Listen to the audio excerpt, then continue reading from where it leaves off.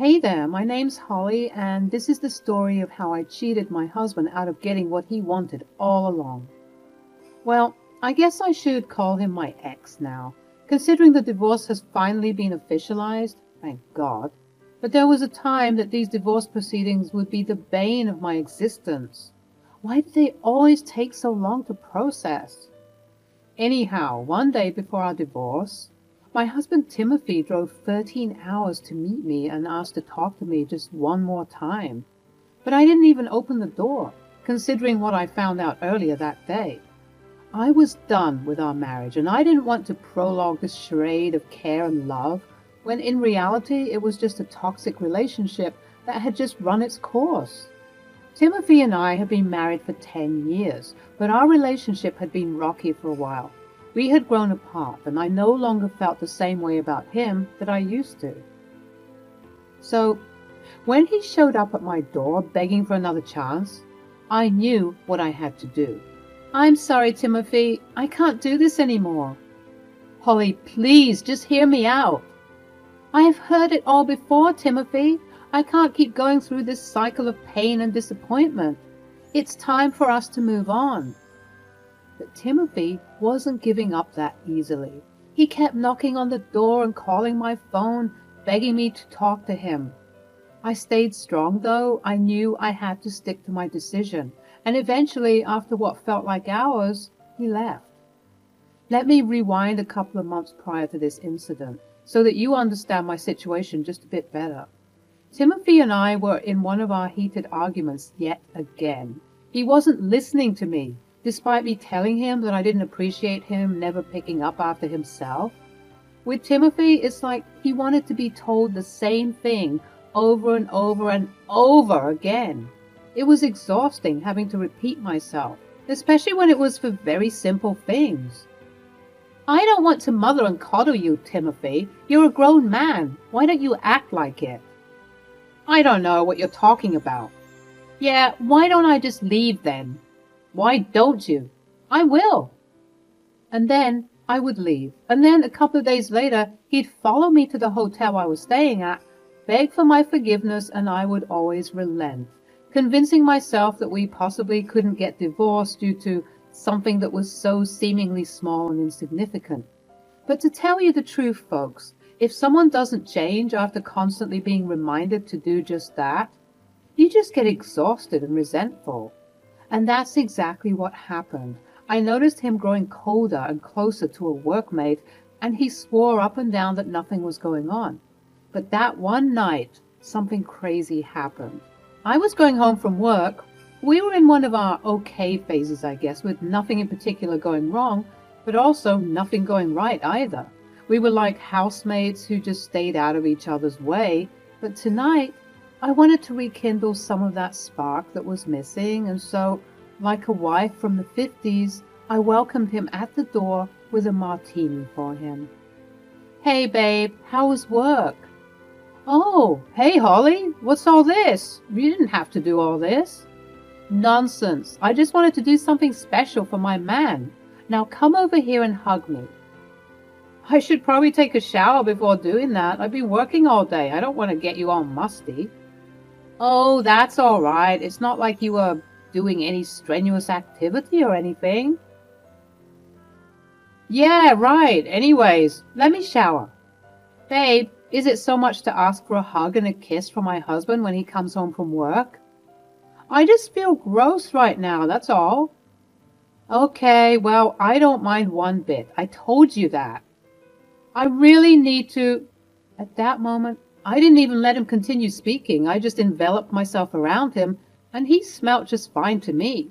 He had his usual cologne on, but it smelled extra strong for some reason as he applied it recently. Unfortunately for him, though, I have a keen sense of smell, and at the end of the hug, as I was pulling away, I noted a feminine scent. I thought that was strange, of course. But what was even stranger was the lipstick stain I saw on his collar.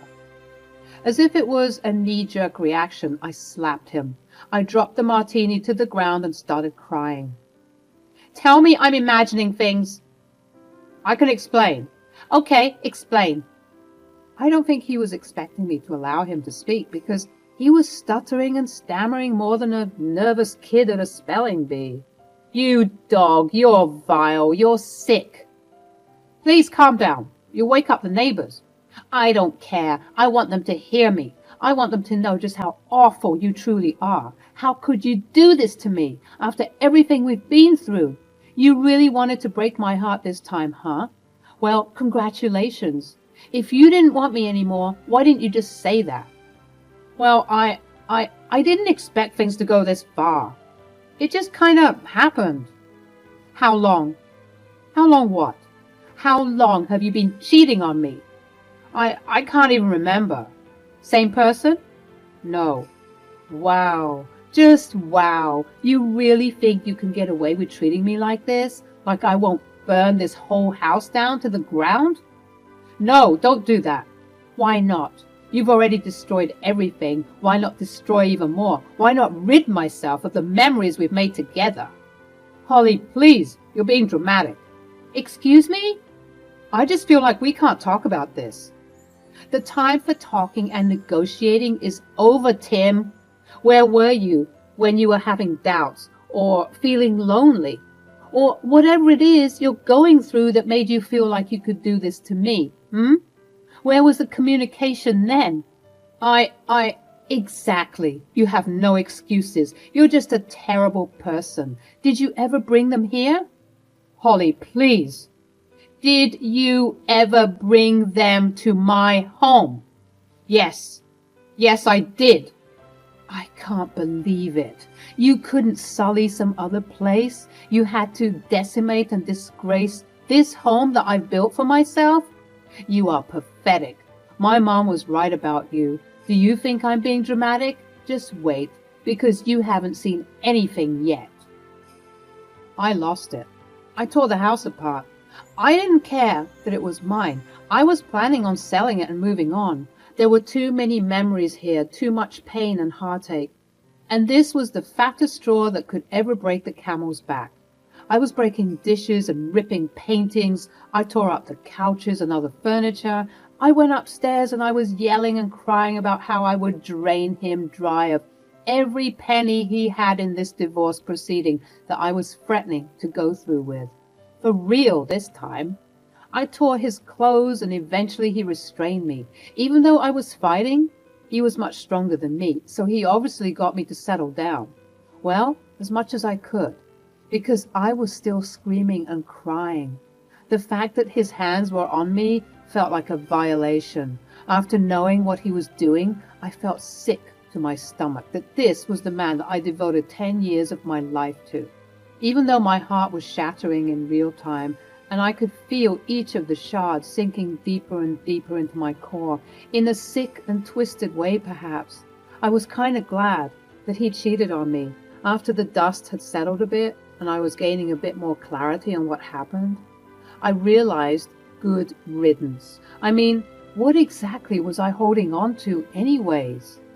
At this point, Timothy had become a certified bum. Someone who was always waiting to be catered to and waited on as if he was some greedy king. His cheating on me gave me an excuse to officially end things in a manner that felt a bit more cemented and justified to me. Since I was too scared to end it before, surely this situation, as grand and as awful as it was more than enough to get him for all of the pain and suffering I was put through. In other words, it was easier to argue in court with cheating allegations than just disputes over household duties. I was completely fed up with Timothy at this point, and I was ready to be rid of him and his incessant idiocy. Ladies, what is it with some men and their inability to be affectionate and respectful when you're with them? But when you threaten to leave, that's when they put in 110% effort. What is that? Anyhow, that was the beginning of the end, you all. Timothy and Holly were set to be officially donezo, and because divorce proceedings can take forever to finalize, Timothy sought to seize this window of opportunity by constantly begging and pleading to get back with me. He would do all these crazy things like posting about how much he messed up on social media to garner sympathy and attention. He would make so many posts daily talking about how much he messed up. He even went as far as to get a tattoo of my face on his back. To say he was deranged is certainly not saying enough. All of these gestures of affection turned me off, though. There was no coming back from what he did to me because I took adultery very seriously. Funnily enough, though, this workmate who was his new mistress still stuck with him, even though he was making it known to everybody that he still wanted me. I guess she was just as pathetic as he was. They definitely deserved each other. Even though it was quite hard, considering I did share 10 years of my life with him, I managed to stand firm in preventing him from ever coming back into my life. That was until one day. I received a call from my lawyer, and he was assuring me that the divorce would be finalized very soon, approximately in a day. That's great news, Greg. Finally, I'll be able to live in peace. I began to celebrate a little, rewarding myself with a glass of wine and a trip down memory lane so that I could officially mourn and subsequently move on from the loss of this relationship. I went to the attic and began to search through the boxes. I found old pictures that reminded me of a life that I missed so dearly. And then I came across something interesting. It was a document.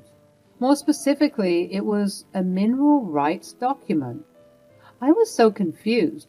Why on earth would we have a mineral rights document?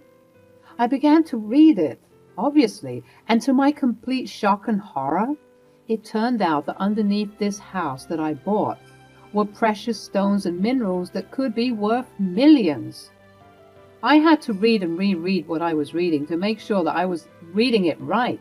And sure enough, the information was there. Dusty and a bit stained from years of neglect, but certainly official. Why on earth was this information up here? And more importantly, why was I not informed about this? I began to do some more digging because things weren't adding up, and the conclusions I came across will shock you, just as how it shocked me. As I looked further down the document, scanning for more details, I saw that it was my ex-husband's signature on the document, indicating that he was well aware of this information. And then it all began to click in my head. What if the reason why Timothy was trying to get back together is that he wanted to claim part of that money that could be used because once the divorce is finalized, he wouldn't have any rights to the spoils? I was completely heartbroken once again. I didn't know someone could be so money hungry. Part of me began to believe him and his lies again, but after finding this out, I had to remind my aching heart that a wolf in sheep's clothing is always going to be just that, and there's nothing I can change about him. Even though this newfound theory had minimal basis, I had a gut feeling that this was the reason why he was so driven and hell-bent on getting back to me. My suspicions were confirmed when later on, that day, when I received a knock on the door, speak of the devil, am I right? Timothy, what on earth are you doing here? Hey, Holly, I came all this way to see you. Yeah? What for? Please, Holly, give us another chance. I'm sorry, Timothy, I can't do this anymore. Holly, please, just hear me out. I've heard it all before, Timothy. I can't keep going through this cycle of pain and disappointment. It's time for us to move on. Please, there's something important for us to discuss. What? What is it that you want to discuss? There's something very precious that I'll be leaving behind if we don't get back together. Something precious? Well, what might that be? Well, you, of course. Uh-huh, right, well, I'm so sorry, but I'm not interested in further developing anything with you. Have a nice life in your state with your new boo. As for me, though, I'm glad that we're done. I slammed the door in his face, and he continued to knock and yell all about how he drove 13 hours just to see me, as if that's going to garner any sympathy from me. Eventually, though, as was mentioned previously, he left.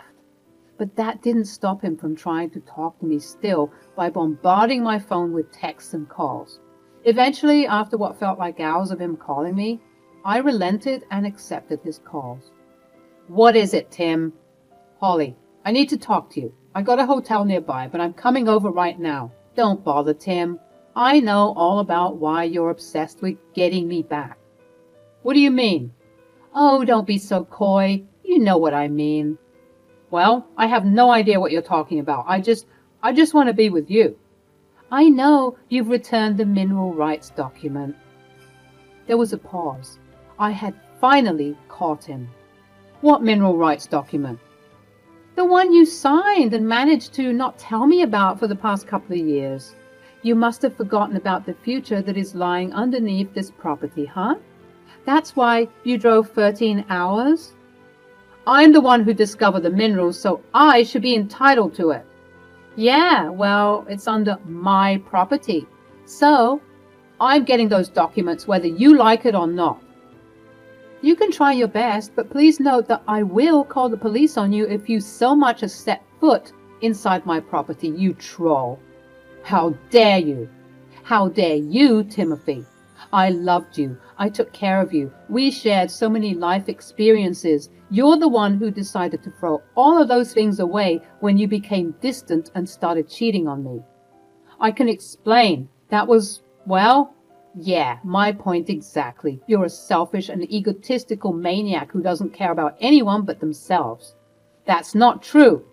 I think it is. Why didn't you tell me about all of this back then, huh? Why am I only finding this document now? That's what I thought. You never cared about me. Wait, that's not true. Goodbye, Timothy, and I pray to God that the divorce proceedings are finalized by tomorrow. What? Tomorrow? Yep. My lawyer told me that everything should be done and dusted by tomorrow. Damn. You can try and throw as many wrenches in this plan as you want, but nothing will ever stop fate from being fulfilled. You were always meant to be a bottom feeder, digging in the trenches for a morsel of significance. But you're just pathetic, and that's what you'll always be. Once everything is done tomorrow, trust and believe that I'm getting all of that money, and there's nothing you can do to stop it. I cut the call before he could say or do anything else, and I was bombarded by many calls and texts yet again. Instead of the seemingly sweet and flowery texts that I received earlier, these texts were filled with horrible threats and slimy words. It was very shocking when a monster reveals himself, but unfortunately, I was at a point where this wasn't even all that surprising. I didn't care about his threats. I already knew that I had gotten my revenge. I had already won. The next day came around, and I was waiting eagerly like a kid waiting for Christmas morning, for the news of my divorce finally being official. I wanted to be rid of this man so badly that my heart was racing, just thinking of all of the newfound freedom that would come about. At approximately 11 a.m. that morning, ladies and gentlemen, I became a free woman. My lawyer called and told me that everything was finalized and that I no longer had any affiliations with this man. I spent the next couple of hours dancing and parading around. I also told my lawyer about the mineral rights document, and he was sure to share in my elation at the fact that none of that money belonged to that worthless and pathetic man. Of course, my celebration had to be cut short because, surprise, surprise, Timothy was calling me. I felt like gloating a little bit, so I decided to answer. Hello? Holly, I'm getting that document. At this point, I think you might like the idea of rotting in jail. What did I tell you before? Are you forgetting the security systems we had installed? Well, I want you to know something. No, Tim, darling, ex-husband, I want you to know something first. You are a cockroach, and you are a slimy sleazeball who deserves nothing. I'm getting a restraining order against you, which means that there will be hell to pay if you try your shenanigans again. Unsurprisingly, I became pretty famous in my community for having all of this wealth just laying beneath my property, and for many years at that. This newfound fame managed to garner even more money for me as I not only became an overnight millionaire, but essentially I also got brand deals as well as opportunities to talk on podcasts and TV shows. I'm even in the works of writing my book. I'm so proud of what I've accomplished thus far. I was so grateful for all of the things that I could accomplish. I finally managed to replace all of the furniture I tore up from that dreadful night when I found out Timothy had been cheating on me. And no, I didn't move from my house. I decided that although it might have been a bit painful to stay in a place that had so many memories, it was part of my growth. I learned to appreciate the bad with the good, and I opted to just improve upon my house instead of completely leaving it behind. Although this was the house that harbored so many bad memories, it also contained a lot of good ones, especially the ones where Timothy was at my door pleading and begging to be let inside, and I simply wouldn't let him. I found the symbolism to be cathartic. And as for my ex, well, turns out his relationship with his workmate didn't last very long after hearing that I got all the money from the minerals, and there was nothing he could do about it. I guess that he started treating her the way he truly felt about her, and she realized his true colors too. I'm just glad she realized it 1 year into the relationship and not 10 years as I did. I did manage to get that restraining order on Tim, and I just know that he's punching the air somewhere, wishing he had taken those mineral rights sooner. I guess I'm grateful for his laziness, as it made me a millionaire.